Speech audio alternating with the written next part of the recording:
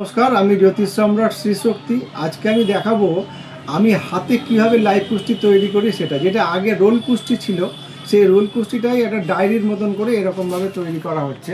হ্যাঁ, এই প্রথম পাতা জন্মচক্র গেল, এখানে ডিগ্রি ধরে ধরে করা আছে। তারপরে হচ্ছে আপনার নক্ষত্র ধরে করা আছে। এবারে আপনার রাশির কারকতা বিচার করা আছে। তারপরে হোরাচক্র বিচার আছে, রেক্কান চক্র বিচার আছে, নবাংশ চক্র বিচার আছে, দ্বাদশাংশ চক্র বিচার আছে, ত্রিশাংশ চক্র বিচার করা আছে, এবারে স্বর্ণালী চক্র বিচার করা আছে, নবতারা চক্র বিচার করা আছে, কোন নক্ষত্র শুভ কোন নক্ষত্র অশুভ, ত্রিপাপ চক্র করা আছে, এটা কোন কোন বছর শুভ। এবারে হচ্ছে পতাকি চক্র বিচার করা আছে, ভাব বিচার করা আছে, 12টা ভাব এইভাবে আলাদা আলাদাভাবে বিচার করে দেওয়া আছে।